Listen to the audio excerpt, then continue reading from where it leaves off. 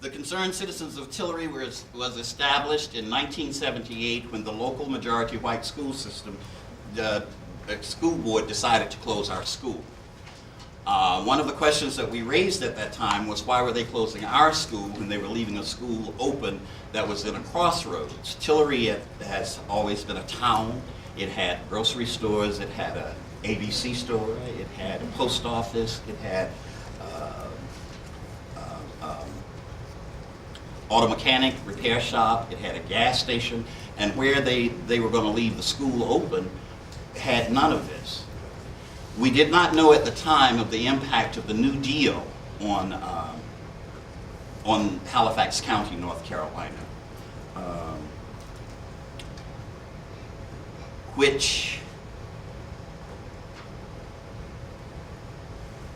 has been rooted in conflict ever since the government decided to put a New Deal resettlement community. And what a resettlement community is the government made it possible for sharecroppers to purchase land in the 1930s and 40s. Of those communities that were created, there were 13 that were all African American. Tillery ended up being the largest land base that was made available to African Americans to purchase their land. And so this has been purchased land in the 1930s and 40s. Of those communities that were created, there were 13 that were all African American. Tillery ended up being the largest land base that was made available to African Americans to purchase their land. And so this has been quite a thorn in the side of the local politicians ever since, because see, landowners don't have to take the crap that renters do. Landowners can feed themselves. They have timber on their land where they can build their houses. They have animals. You know, it's a very empowering piece. Can we get this on for a minute just so I can show them where Tillery is? When the government set up this community of Tillery, that's a resettlement community, they also created one for whites. Originally, the Tillery site was going to be for whites, and the other section, well, not really. This section was going to be for whites, and this section was going to be for blacks. And at some point, they realized that the section for whites was on the banks of the Roanoke River, which had a tendency to flood every 40 years or so. So they moved the entire white community up to what's called Roanoke Farms, which is high ground. And they left the blacks down on the banks of the Roanoke River. One of the other reasons that they used for moving the whites up to high ground was that the local whites said that there were so many mosquitoes that they had to be concerned about malaria. So they decided that black people could ward off malaria better than white people could, and that was another reason to move the whites to higher ground. But at the same time, most of the land that black people have owned in this country has always been in lowland. That's why the 9th Ward is in the condition that it is today, because even if it was being given, it was lowland. If it was being sold to us, it was lowland. So all of those, that's why I'm telling you, nothing has changed. The more things change, the more they remain the same. And by the way, Halifax County is the first group of colonized people in this country to put into writing that we should separate from the mother country. It is called the April 12 Resolves, 1776.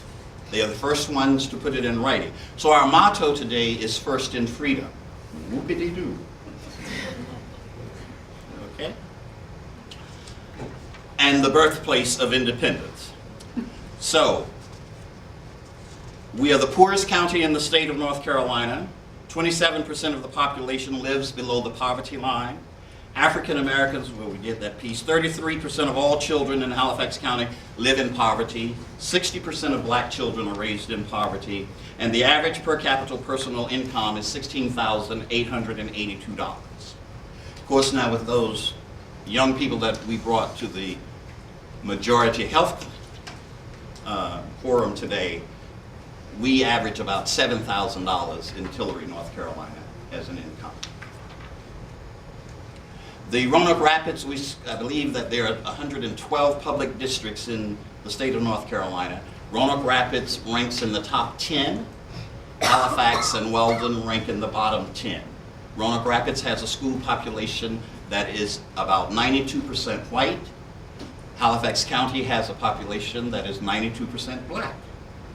It has nothing to do with race. Weldon City School System has a population of about 96 black.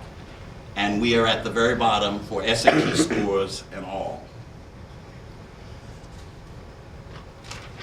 We still have very much a system of apartheid here where school systems are concerned.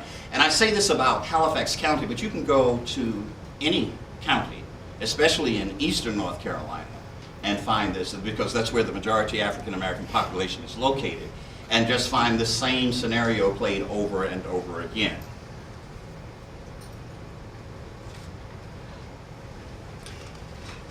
Tillery right now is about 98% African American, 65 to 70% of the total population of some maybe 1,200 residents are over the age of 60. And these are the people who decided that they wanted to save their community from the invasion of corporate hogs coming to poop and destroy the water, the surface water, and the aquifers and all. I was trying to find a picture here that would have shown you what these things look like. So we talk about land because this independence that Tillery has had caused this community to create the first NAACP in Halifax County. It was this community that took their children to the white schools in 1954 after Brown versus Board of Education. It was this community that went to the county school boards when white children were riding buses and black children were walking. And I'm not talking ancient history. You know, how long ago is this? 50? Just a little over 50 years. So I'm not that old. You can be if you want to, but I'm not. I'm going to remain young. We lay this so that you understand that all of this has to do. Who decides where roads are built? Who decides where schools are going to be built? Only landowners can do that. This whole country was founded on the premise that if you were not a landowner, you couldn't even vote. And that had nothing to do with race. That had to do with sexism. Because white women couldn't vote either. You know, and actually I believe the white women got the right to vote even after black folk got the right to vote in this country. So you see, we need to, all of this is a part of why we are falling apart and that we are not united together in a struggle for survival for all of us. Okay.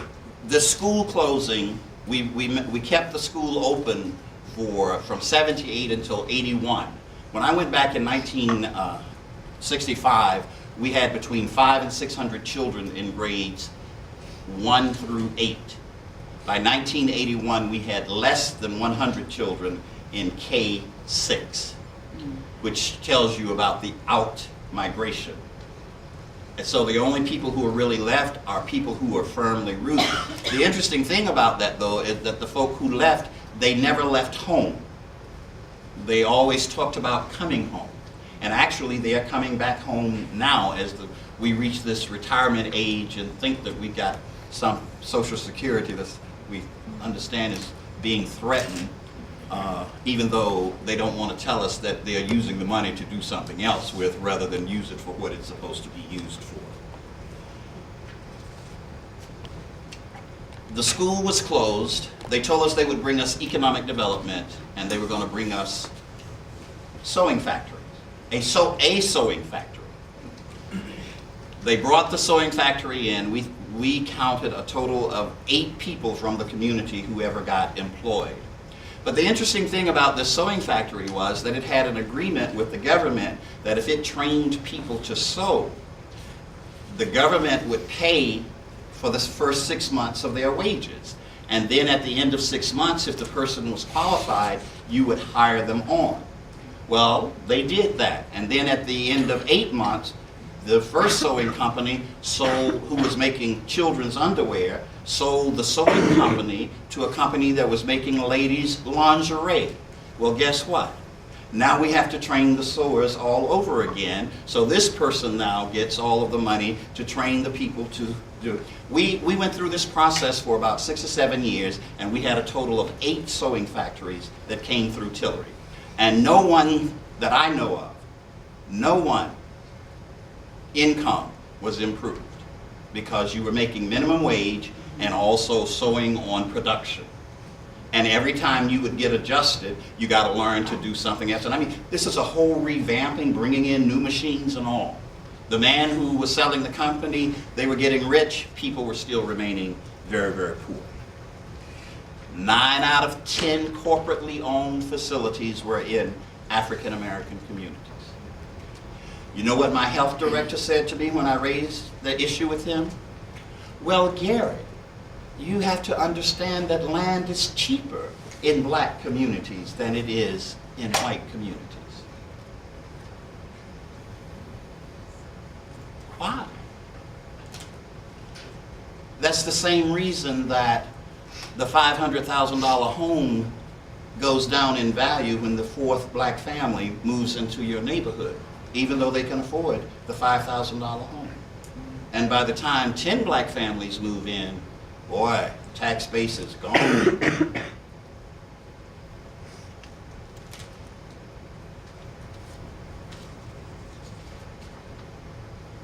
Land being the basis for creating a country, being the basis for allowing you to vote and all of that.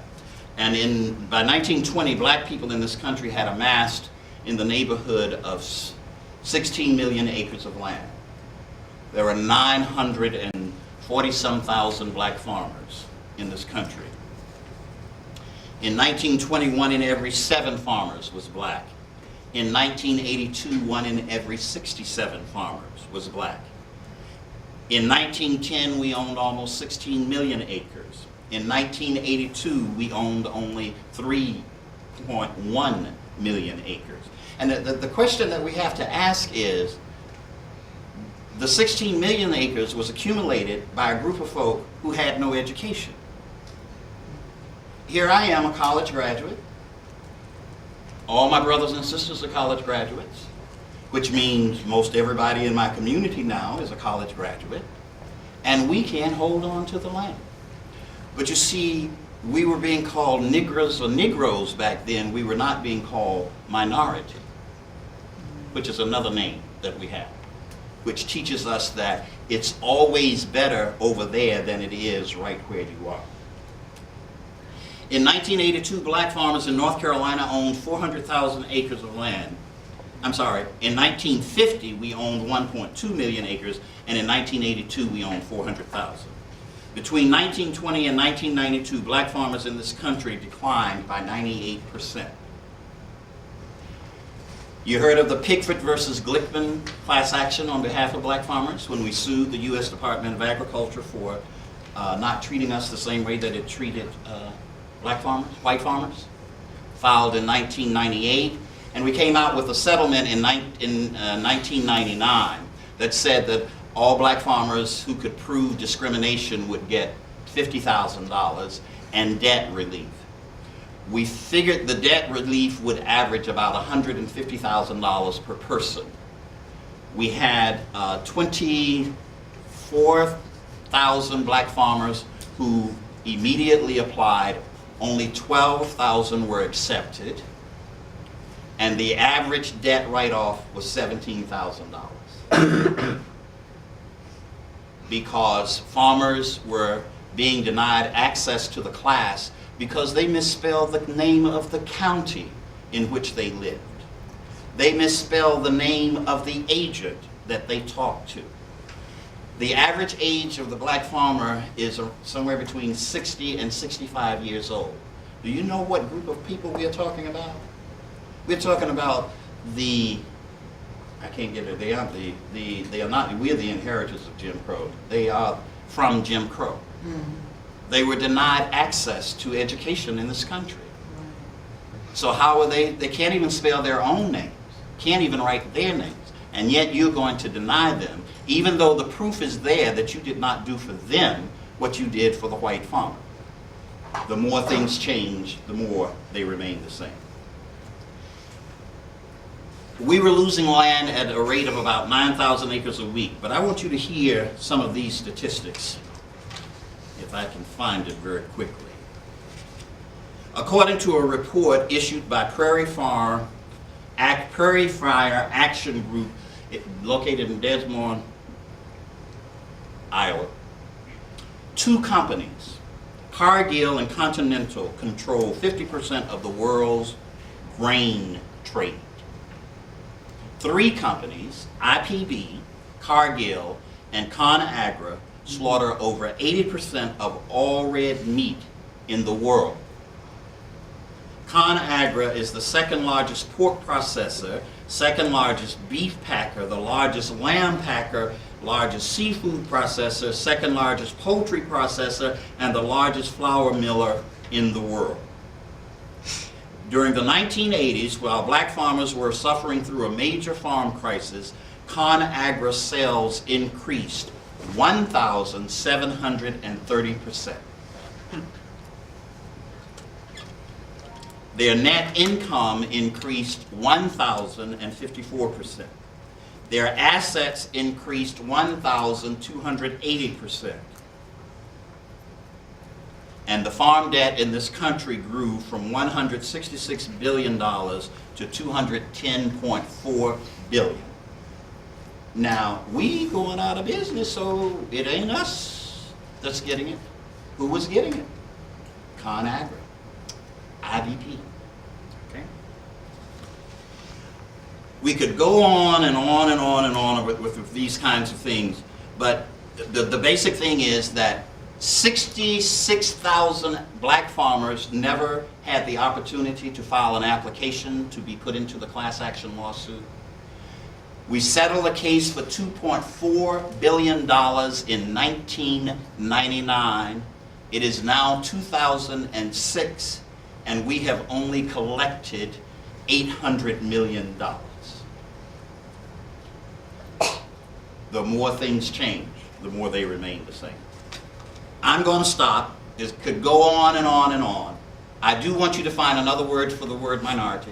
Please don't call me a minority. We might have to have a discussion about that if you do. I'll settle for black, African American, even a person of color. Okay? We have to find solutions.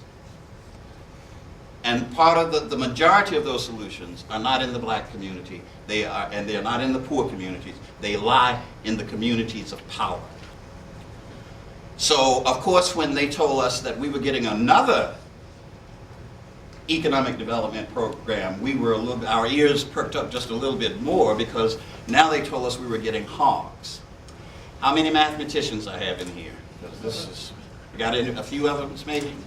They were giving us 500 sows from England. They were of a special breed. They were going to do tea and crumpet at 10 and 2 and 4. Well, those 500 sows give birth to something like 25,000 pigs a year. And they grow in confined buildings. The average pig produces 4 pounds of waste per day. Anybody want to try and keep up with me here? So you got 25,000 pigs producing 4 pounds of waste per day, 24/7. And what they did was they just came and they dug a pit And all of this stuff is just washed out into something that they call a lagoon. We have a gentleman from the area whose home was also being impacted by this, and he has a very strong southern drawl. And he said, now you know good and well that you ain't never seen no lagoon that was brown. The only lagoons I've ever seen are blue lagoons where pretty women are swimming in.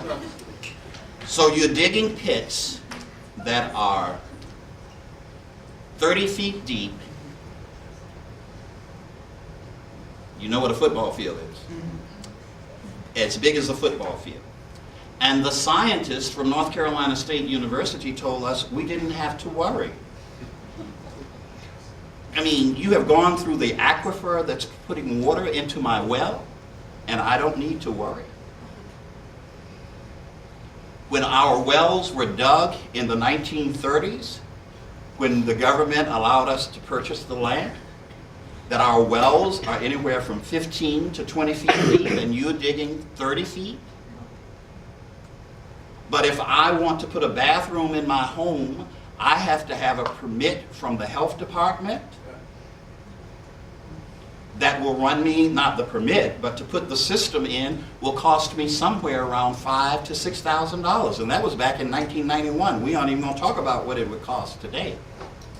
But you can come and put 5,000 pigs, doing 4 pounds of waste per day, washing it into the open pits.